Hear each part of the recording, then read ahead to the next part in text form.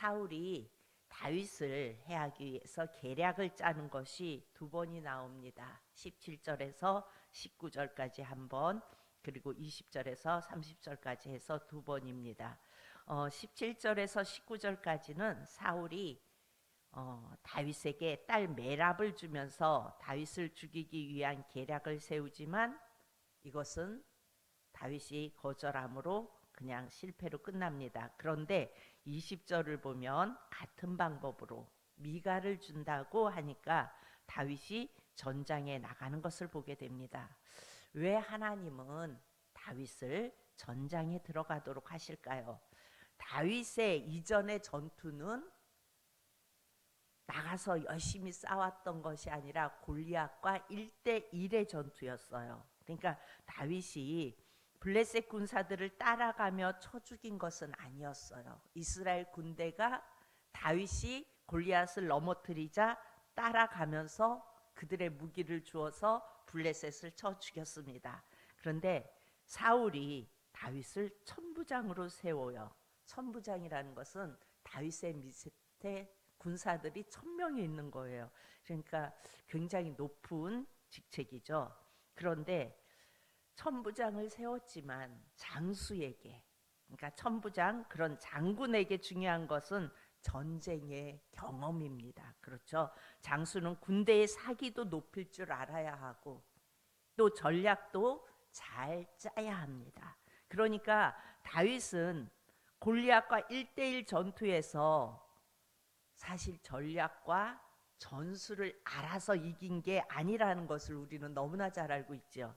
그렇기 때문에 사울은 다윗을 전쟁 가운데 집어넣으면 그가 죽을 거라는 확신이 있었어요. 쟤는 전술도 모르고 전략도 모르니까 굳이 내가 왜 다윗에게 손을 댈까?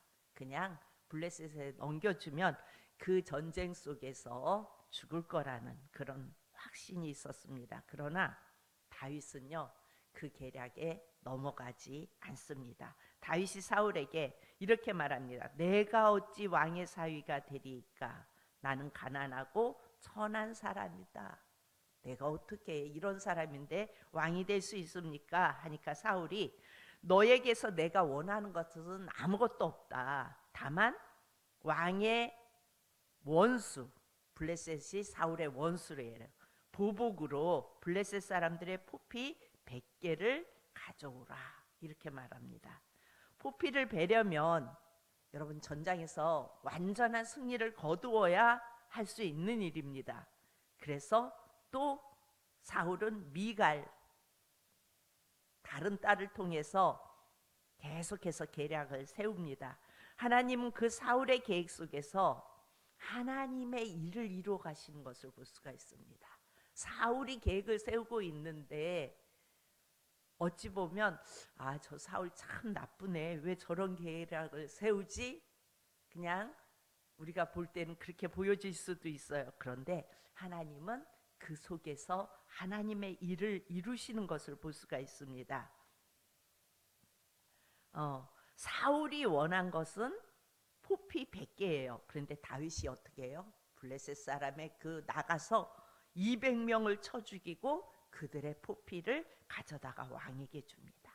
그러니까 다윗을 죽이려는 마음이 커져 있으니까 결국 사울이 어떻게 해요? 자기의 딸들을 이용해요. 그 다윗을 죽이기 위하여.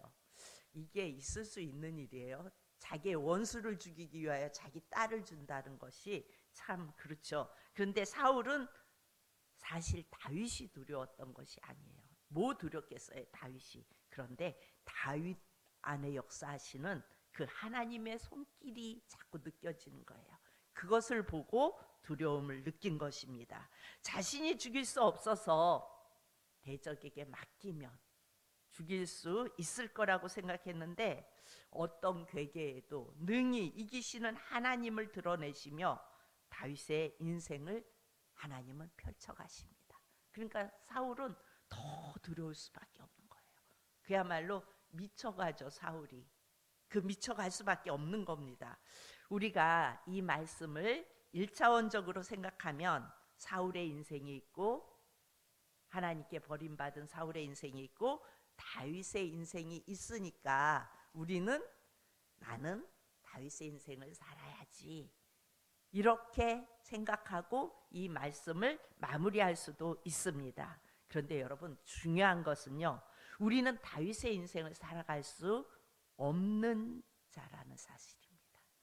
우리는 이 말씀을 표면적으로 보면 사울은 하나님에게 버림을 받았고 다윗은 하나님 안에서 살아가는 사람이구나. 그래서 나는 하나님께 버림받은 사울의 인생이 아니라 다윗의 인생을 살아야겠구나 라고 묵상할 수 있어요. 그런데 정말 중요한 것은 우리는 다윗의 인생을 살 수 없다는 거예요. 하나님께서 다윗을 통해 드러내 보이시는 것은 바로 이러한 속성이 앞으로 오실 메시아에게 나타나는 속성이기 때문에 그래요. 다윗을 통하여 우리에게 오실 예수님, 오실 메시아를 말씀하고 계신 것입니다. 예수님은 사단의 어떠한 괴계에도 능히 이기시는 전능하신 분이세요. 예수님이 사역하실 때 수많은 대적들이 바리새인, 종교 지도자들 이런 사람들이 예수님 주변에서 예수님을 올무에 걸리게 하려고 무지무지 애를 써요. 그러나 예수님의 본체는 전능한 하나님이시기에 그들의 악함을 우리 예수님은 다 꿰뚫어 보시고 그들이 걸려고 하는 그 올무에 걸리지 않으세요. 그들을 피하시고 하나님의 때가 될 때까지 그들이 올무에 걸리려고 하면 피하시고 나가시고 이렇게 하시면서 그들의 올무에 걸리지 않습니다. 그러니까 그들의 올무에 걸리지 않으시고 능히 승리하셨음을 다윗을 통하여 보여주고 계시는 거예요. 성경은 여러분이 다윗의 인생을 살 수 있다고 말하는 것이 아니라 다윗의 모습을 통해서 대적의 괴계를 능히 이기시는 예수님을 보여주시고 계세요. 그리고 그 메시아를 영접하고 그러니까 그 예수님을 내가 모셔드렸을 때 예수님으로 인하여 우리가 그 인생을 살 수 있음을 말씀하고 있는 거예요. 그래서 성경을 적용할 때는 바로 나로 적용하지 말라고 담임 목사님이 계속 말씀하시죠. 예수님을 통하여 말씀을 보고 그 예수님을 적용하는 거예요. 그래서 우리는 예적고를 하죠. 예수님을 적용하는 고백. 그래서 오늘 이 말씀도 다윗의 인생은 바로 예수님을 드러내는 인생이라는 것입니다. 여러분, 만약에 다윗처럼 살아야지 묵상하고 말씀을 끝내면 우리 인생에 예수님이 필요 없어요. 그렇죠? 예수님이 필요 없는 묵상이라면 여러분 그 묵상은 할 필요가 없습니다. 우리 인생의 해답은 예수님께 있기에 우리는 그 예수님을 붙잡기 위해서 필사적인 삶을 살 수 있어야 되는 거예요.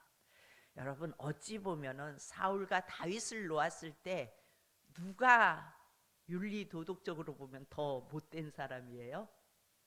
사울과 다윗. 다윗이 더 그래요. 사울은 그렇게까지는 하지 않았어요. 다윗은 어떻게 해요? 지을 죄. 그러니까 이 땅에서 나쁘다고 하는 죄 지을 죄는 다 지은 사람이 다윗이에요. 근데 우리가 이해되죠. 그런데 하나님은 그 다윗을 왜 항상 동행하셨을까? 왜 항상 함께 하셨을까? 바로 뭘 보여주고 있는 거예요? 우리는 어찌할 수 없는 죄인임을 보여주시고요. 그리고 그곳에서 다윗은 어떻게 해요? 주님이 너의 죄를 지적하니까 하나님 용서해 주세요. 다시는 안 그럴게요. 이렇게 회개해요. 주님 나를 떠나지 말아주세요 라고 회개해요. 주님 나를 떠나지 말아주세요. 다윗은 주님이 내게서 떠나는 것이 죽음인 거예요. 그러니까 그 주님을 붙잡았어요. 우리는 우리의 인생의 해답은 예수님 붙잡는 거예요. 우리는 예수님을 붙잡기 위해 필사적이어야 하고 그 예수님을 늘 바라봐야 하고 그렇게 되어져야 됩니다. 사울의 인생은요 결과적으로 보면 두려움만 남는 인생이었어요. 늘 두려워하고 늘 적군이 나를 칠 것 같고 다윗이 나를 이길 것 같고 다윗을 가만히 보니까 하나님이 저 속에 있는 것 같고 하나님이 글을 쓰시는 것 같고 그래서 늘 두려운 인생이 됩니다. 다윗의 인생은 어때요? 불가능이 없는 인생이었어요.